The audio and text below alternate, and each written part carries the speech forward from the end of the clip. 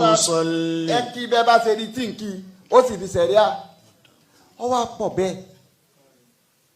Oh, you don't know, because many people, many youngsters especially, and are being misled.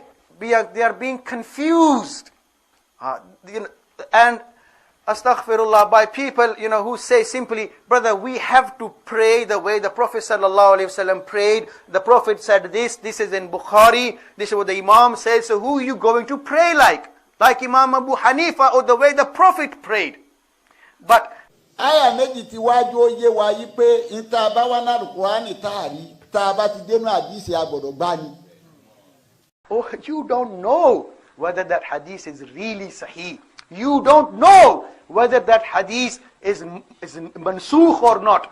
And even if it is classified as sahih, it's not been classified as sahih by Rasulullah. It's been classified as sahih by other muhaddisun. So if you're going to follow another man's opinion at the end of the day, then what's wrong with following the opinion of a man whose opinion has already been followed about for 12 centuries?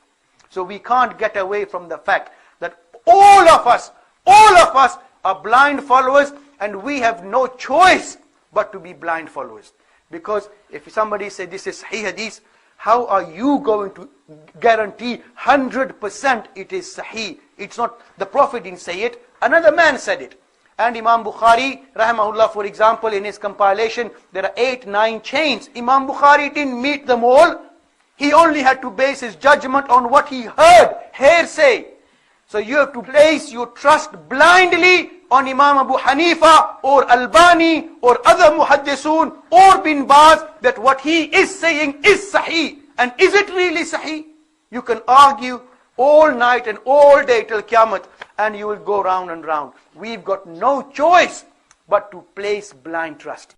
Àyà àkọ́kọ́ ni pé wà má yuti ìlà á Fakadi fa'azaba ozani azima. Àyà lẹ́ẹ̀kejì ní Suratul Ahzabi. ما كان لمؤمن ولا مؤمنة إذا قضى الله ورسوله أمرا أن يكون لهم الخيار. No. 1,000 times no. There isn't a single hadith anywhere, sahih hadith anywhere, which mentions the prayer from the beginning till the end.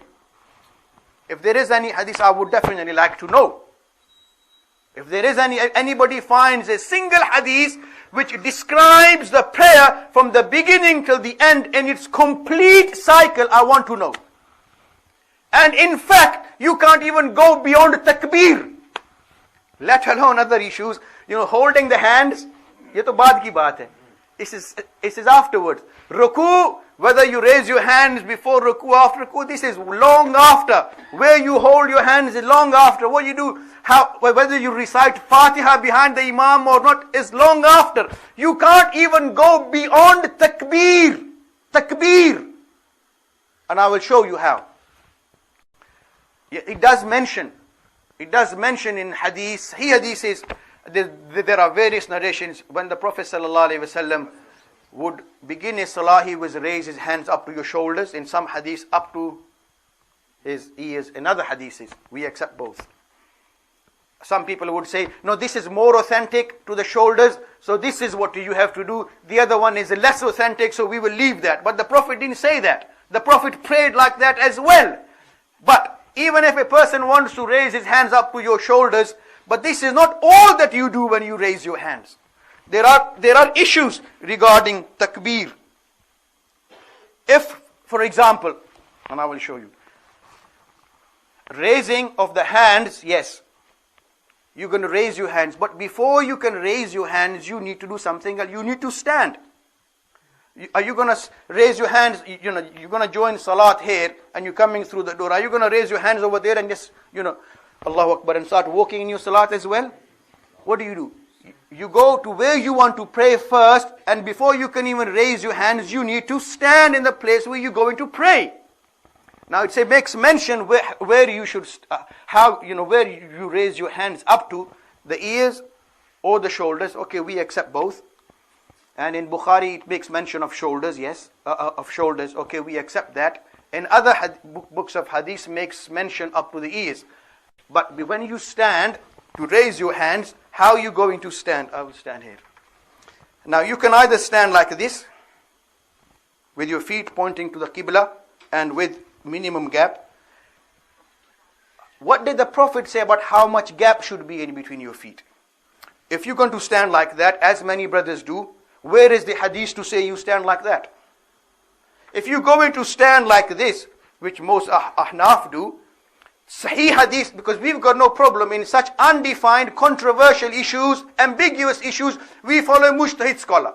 Hanafis will follow Imam Abu Hanifa, Shafis will follow Imam Shafi, Hanbali will follow Imam Ahmad bin Hanbal, Malikis will follow Imam Malik, and so on. But he who wants to pray strictly by Sahih hadith, I would like to know, where is the Sahih hadith regarding how far you should place your feet?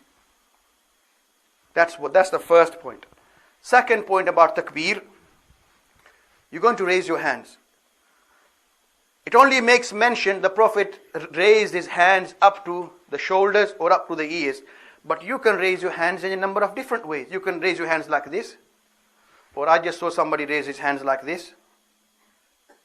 If this is wrong, where is the hadith to say it's wrong? And if this is right, where is the hadith to say you raise your hands and you keep your fingers together facing the Qibla? Sahih hadith. And then when you come to takbir, you haven't started yet. This is even before you say takbir. And when you're going to say takbir, there are different ways.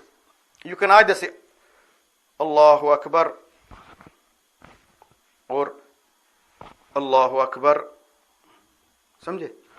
You can either say takbir and then bring your hands down, or you can bring your hands down and then say takbir. Yeah?